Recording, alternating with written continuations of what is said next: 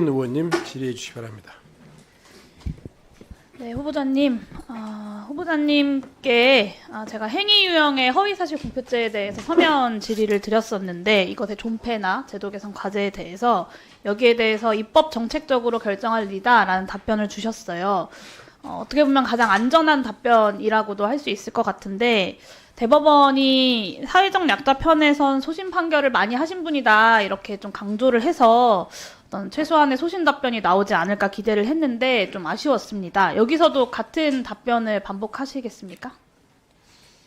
예, 기본적으로는 답변드린 내용을 답변 드릴 수밖에 없다고 생각을 하고 있고 좀 입법적인 사항이 강한 부분이라서 그런 답변을 드렸다는 걸 좀 이해해 주시면 네, 감사하겠습니다. 후보자님의 의견에 대해서 이렇게 저희가 입법을 국회에서 하게 되더라도 선관위원을 포함해서 여러 의견들을 듣고 입법에 대한 논의를 하는 것이기 때문에 의견을 여쭤보는 거다라고 이해해 주시고 답변을 해주시면 좋을 것 같습니다. 저는 최소한 이 행위 유형에 대한 허위사실 공표죄는 폐지해야 된다라고 생각하는데요. 이유는 크게 두 가지입니다. 첫 번째 이유는 이 행위 유형의 허위사실 공표죄가 선관위나 검찰 같은 수사기관들의 관심법에 따라서 수사나 고발, 그리고 기소가 이루어질 여지가 너무 크다라는 것입니다. 예를 들면 지난 대선에서 내란수계 혐의로 지금 구속되어 있는 윤석열 대통령이 TV토론에 나와서 이렇게 말했습니다. 2010년에 제가 결혼하기 전에 이 양반이 골드만삭스 출신이라고 해서 한 4달 정도 맡겼는데 손실이 났다. 손실을 봐서 저희 집사람은 거기서 안 되겠다 해서 돈을 빼고 그 사람하고는 절연을 했다. 이렇게 이야기를 했어요. 근데 검찰이 재판 과정에서 제출한 그 한국거래소 자료를 보면 김건희 13억 9천만 원, 최은순 9억 원 합쳐서 김건희 여사의 모녀가 23억을 번 것으로 드러났습니다. 그 다음에 이 김건희 씨가 이 씨와 절연을 했다라는 것도 거짓임을 밝히는 녹취록이 재판 과정에서 드러나기도 했습니다. 물론 이제 자본주의 체제의 근간을 흔드는 이런 주가 조작 사건에 대해서는 당연히 수사와 기소, 처벌이 필요하지만 윤석열 대통령 당시 후보의 이 발언을 가지고 그럼 허위사실 공표죄로 처벌을 해야 하느냐에 있어서는 저는 그러기는 어렵다라고 생각합니다. 이유가 뭐냐면 윤석열 후보자가 배우자 김건희의 거짓말을 철석같이 믿었을 일말의 가능성을 배제하기가 어려운데 그것을 입증하기가 어렵기 때문입니다. 사실 대부분의 형사범죄에서는 고의를 필수적인 구성 요건으로 한다고 알고 있는데 이 거짓 발언에 적용되는 행위 유형 허위사실 공표죄는 이 고의성을 입증하는 것이 너무나 어렵고 사실상 불가능합니다. 그래서 선관위나 검찰의 어떤 자의적인 법 적용 여지가 너무 크고 정치 검찰에 그리고 선거에서 승리한 자의 어떤 정치 보복의 도구로 활용될 가능성도 몹시 큽니다. 저는 그래서 이 행위 유형의 허위사실 공표죄에 이런 심각한 문제들이 있다고 생각하고 제도 개선이 필요하다고 생각하시는데 동의하시나요? 예, 그 점에는 동의합니다. 네. 이 두 번째 이유는요, 그 대통령 선거에서 법 적용을 놓고 당선자와 낙선자 사이에 발생하는 심각한 불공정 때문입니다. 후보자 윤석열도 이 발언으로 허위사실 공표죄로 고발은 됐습니다만 불소추 특권 때문에 기소와 재판은커녕 사실 수사도 이루어지지 않고 있는 상황이고 불소추 특권이 아니더라도 대통령에게 허위사실 공표죄를 적용한다 검찰이 수사기관이라고 하는 건 사실 정치적으로 불가능한 일이죠.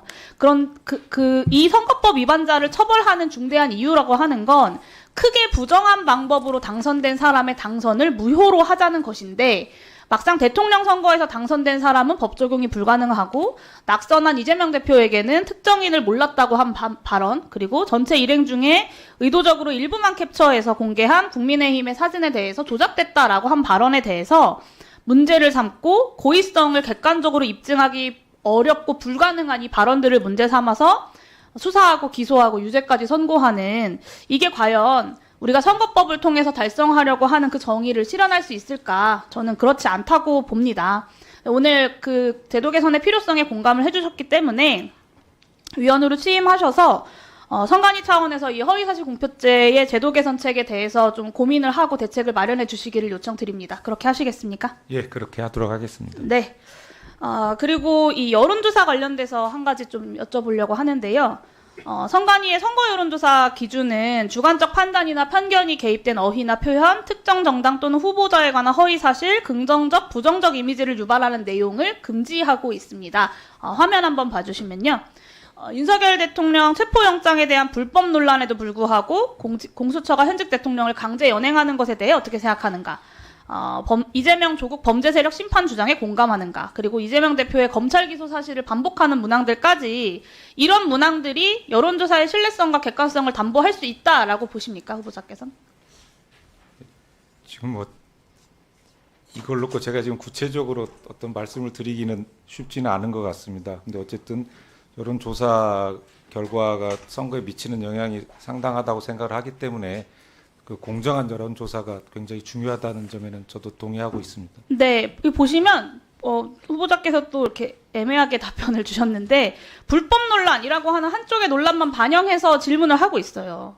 그리고 이재명, 조국 두 정당의 대표가 범죄 세력이다라고 하는 주관적인 판단이 개입이 됐고 불필요하게 검찰 기소 사실을 강조를 해서 부정적 이미지를 유발하고 있습니다. 저는 전형적인 불공정 여론조사의 사례라고 봅니다.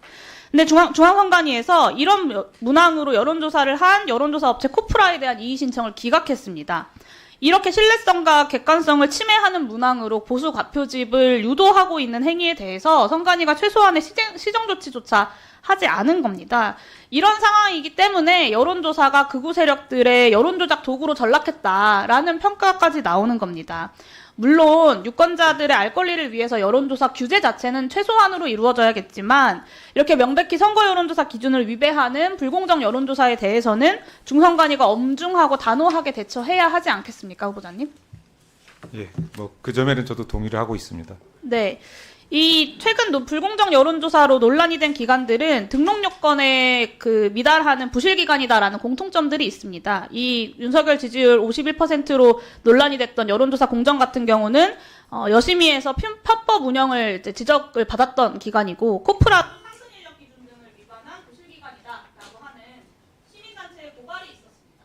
이런 부실한 여론조사 기관들을 계속 방치하면 제2, 제3의 명태균 게이트가 발생할 겁니다. 명태균 씨 같은 경우는 전문 분석 인력을 한 명도 갖추지 않고 미등록 여론조사 업체를 운영을 했고 수차례 벌금형과 광고 처분을 받고서도 계속 여론조작을 시도를 했습니다. 그러니까 선관위가 등록 요건을 제대로 점검하지 않고 등록 취소와 관련된 규제들을 강화하지 않았기 때문에 여론조작 범죄들이 반복돼 왔다라고 평가할 수밖에 없을 것 같습니다. 그래서 말씀드리고 싶은 건 이 여론조사 기관에 대한 등록 요건을 법률로 좀 네, 정리해 주시죠. 법률로 명문화하고 기관들에 대한 상시적 점검을 진행할 필요가 있다라고 보고요. 이 등록 취소된 기관에 대한 영업 정지나 혹은 재취업 금지 같은 규제 강화도 같이 진행이 되어야 되겠다라고 생각하는데요. 여기에 대해서 후보자 입장. 위원님께서 지적하신 내용은 유념하고 그 부분에 대해서도 세심히 살펴보도록 하겠습니다. 네, 감사합니다. 네, 수고하셨습니다.